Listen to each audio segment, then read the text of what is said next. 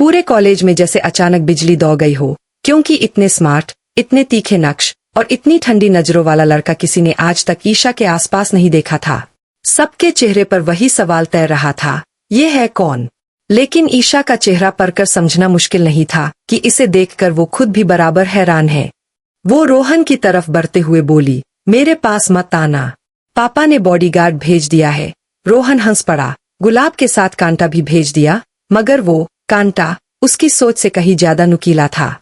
लंबा सधा हुआ शरीर, आंखों में अजीब सी गंभीरता और उसके हर कदम में ऐसा एहसास कि जैसे उसे दुनिया की हर चीज से ज्यादा सिर्फ अपना कर्तव्य प्यारा है। क्लास में घुसते ही प्रोफेसर चिल्लाया, यहाँ आउटसाइडर अलाउड नहीं है। लेकिन लड़का सिर्फ इतना बोला, मैं यहाँ रहूंगा, बस थोड़ी दूरी पर बैठना होगा। ईशा फुफकार उठी, ये मेरे सिर पर क्यों चढ़ रहा है? पापा ने कहा फंसा दिया। फिर भी वो मान गई, क्योंकि चाहे जितना गुस्सा आए, उससे छुटकारा पाना आसान नहीं था। ईशा जब दोस्त से नोट्स लेने जाने लगी तो वो उसके पीछे आ गया। अब क्या इसके लिए भी परमिशन चाहिए? ईशा तमतमा गई। वो उसे धक्का देने ही वाली थी कि पीछे से आवाज आई, समझ नहीं आ रहा? अभी बताता हूँ। और तभी रोहन लड़खड़ाता हुआ गिर पड़ा। ईशा घबरा गई। रोहन, तुम ठीक हो? उसकी ये हरकतें गुंडों वाली है। बॉडीगार्ड वाला सर्टिफिकेट सिर्फ नाम का है। चीटिंग, झगड़ा, बदतमीजी, यही आता है इसे। इसके बाप ने इसे संस्कार नहीं सिखाए। दूसरी ओर घर में बाप अपनी किस्मत को कोस रहा था, ये बेटा नहीं सजा है पिछले जन्म के पापों की। लोग क्या सोचेंगे? ना तमीज सिखाई, ना संस्कार, और फिर वही पुराना जख्म, माँ की याद। अगर तेरी माँ होती तो तुझे संस्कार देती। बाप गरजा। लड़के ने आंख उठाकर कहा, संस्कार आपको भी आपकी माँ ने नहीं सिखाए। काश बचपन में आपको भी कोई चपेट लगा देता। बस इतनी सी बात पर बाप की नसें तंग गईं। उस कुलक्ष्मी का नाम मत लेना। लड़का चुप हो गया, लेकिन आंखों की आग बुझी नहीं। उसी आग के साथ वो वापस ईशा के पीछे छाया की तरह खड़ा हो गया। ईशा ने उसे रोककर कहा, सॉरी बोलो, और मेरे पापा को जाकर बताओ कि तुम गुंडे हो, चीटर हो, ये नौकरी नहीं कर सकते। लड़का बिना पलक झपकाए बोला, ये नौकरी नहीं है, ये बाऊजी की दी हूँ। ईशा का पायल को लेकर दिया गया अल्टीमेटम जैसे सूरज के सीने पर किसी ने गर्म पत्थर रख दिया हो, क्योंकि उसके लिए वो सिर्फ एक पायल नहीं थी, उसके अतीत, उसकी माँ की आखिरी निशानी और उसके अस्तित्व का सबसे पवित्र हिस्सा थी। पायल की चमक उसकी आंखों में नहीं, बल्कि उसके जज्बात में बसती थी, और ईशा उसको धमकी देने के लिए इस्तेमाल कर रही थी। सूरज ने पसीना पोंछते हुए चारों तरफ जैसे अपनी पूरी सांस रोककर तलाश शुरू कर दी। कॉलेज के मैदान से लेकर क्लासरूम के हर कोने तक, स्टाफ रूम, छत, सीनियां, कुछ भी नहीं छोड़ा उसने।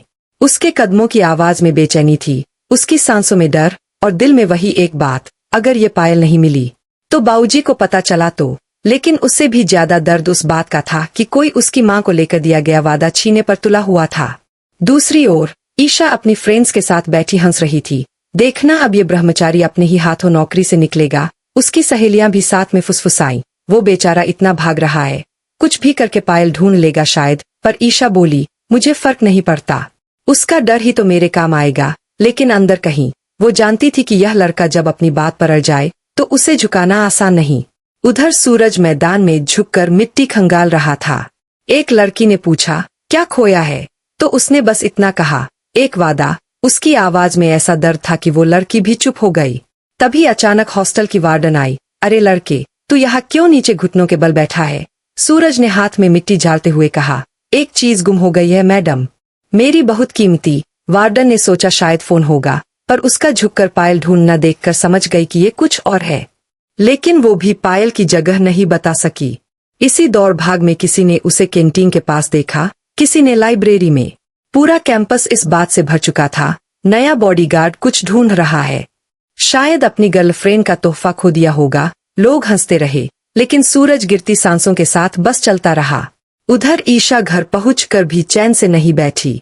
भाभी ने पूछा, आज चेहरे पर ये शैतानी मुस्कान कैसी? तो ईशा बोली, आज ब्रह्मचारी डर रहा है, मजा आ रहा है उसे परेशान देखकर। भाभी ने सिर हिलाया, इंसाफ मांगना अलग बात है ईशा, पर किसी की अफरातफरी के बाद पूरे कॉलेज में एक अजीब सी खामोशी फैल गई थी, जैसे हवा भी उन अनकहे सवालों से भर गई हो जो सबके दिल में थे। ईशा का गुस्सा, रोहन का अचानक आया बदलता रवैया, और सबसे ज्यादा सूरज का चुपचाप सब सहकर भी बिना किसी शिकायत के बस सुरक्षा में लगे रहना।